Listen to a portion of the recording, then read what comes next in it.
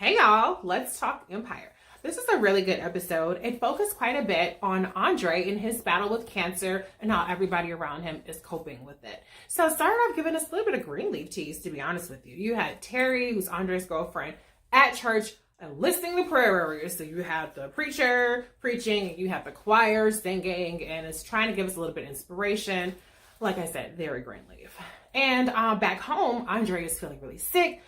Teri is being the dutiful girlfriend, and she's, being all religious and churchy and stuff. And Andre's like, listen, I'm not really with all this God stuff. He done killed my baby, killed my wife.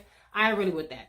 And Teri, being the stubborn thing that she is, she's not willing to accept that God is punishing Andre, but she did at least accept that she'll drop it for now. So that's the one time she hasn't pushed it a little bit too far. Anyway.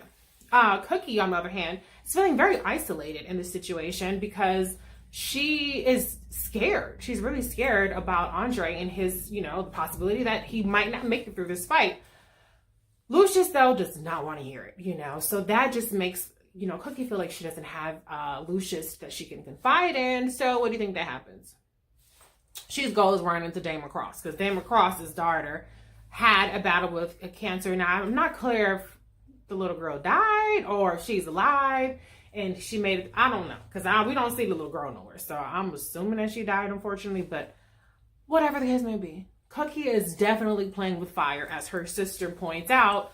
She's lying to Lucious about where she's at, and she's letting on another man, and that's not good. You have to learn how to talk through these things with your partner, not run into the arms of another man who has a thing for you, Cookie. So I'll get back to that later, though. Then we have Kai, who is super gung-ho back with Jamal.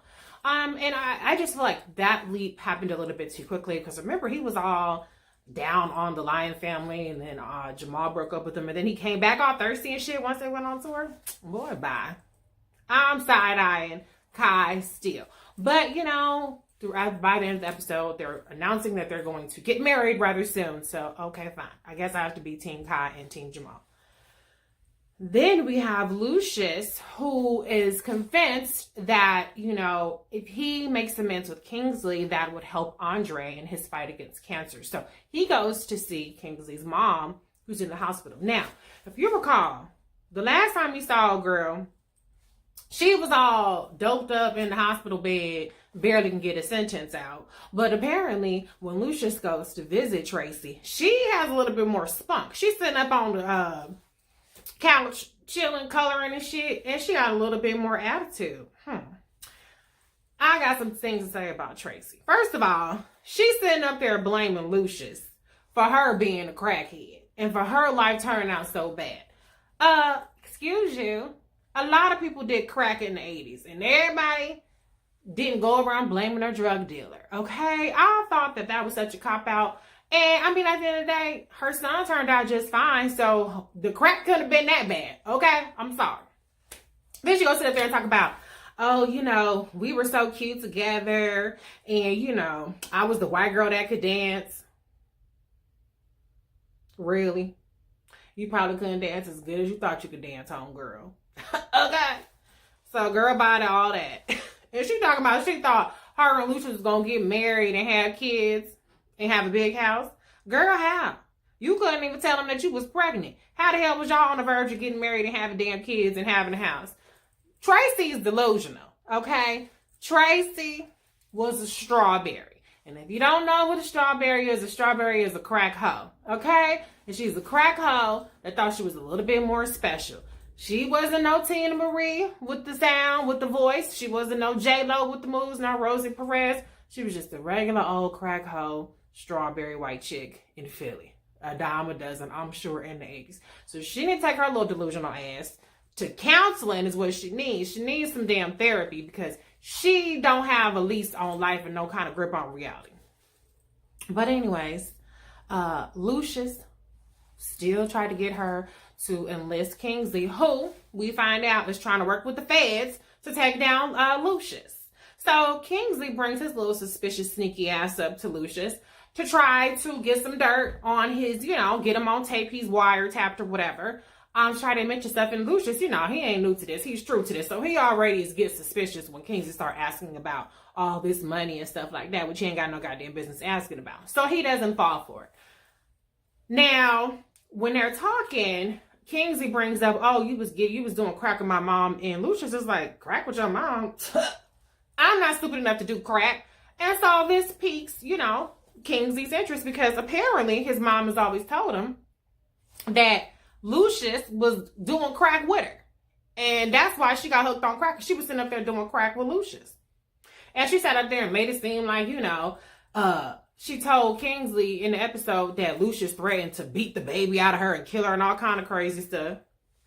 Girl, what? She's crazy. And Kingsley's stupid as shit for listening to his crackhead mama, thinking that she gonna be goddamn honest about the situation. So once Kingsley confronts Lucious and finds out the truth, and he tells her like it is. He's like, listen, yes, I did, sell her some crack. I told her don't do it, but she did it anyway. But how the hell was I supposed to know that you was my baby? She didn't tell me she was a strawberry. I already explained what a strawberry is. So why you blaming me? I had nothing to do with that, So anyway, they have a real heart-to-heart and they make amends.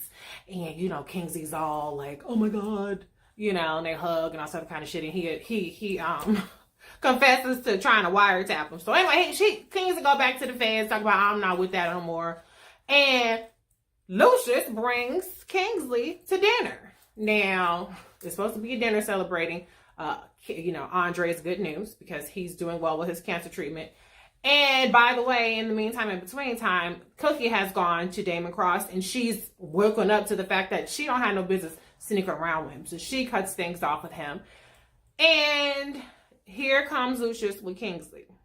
Everybody is side-eyeing it and ain't nobody trying to have no parts of it. But Lucious points out that he's tried to make amends with everybody else. And so people should give him an opportunity to make amends with Kingsley. So everybody plays nice for dinner. And that's that on that. Oh, one last thing that happened is the feds are raiding the tour looking for drugs. Now, we know gonna damn well that the Empire is not drug trafficking, but I don't know. It could be a conspiracy. Y'all know y'all on into the conspiracy theories out there. So it could be that they plant some drugs. But otherwise, they should come up short if it's on the up and up. So, of course, there's always more trouble around the corner for the Lyons and for the Empire. But like I said, I enjoyed the episode. And the previews looked really good, but I'm not going to go into that. So stay tuned for next week. I know I will be. And it doesn't look like, for the record, that they cut Jamal out the last couple episodes, Jussie Smollett. So, not guilty.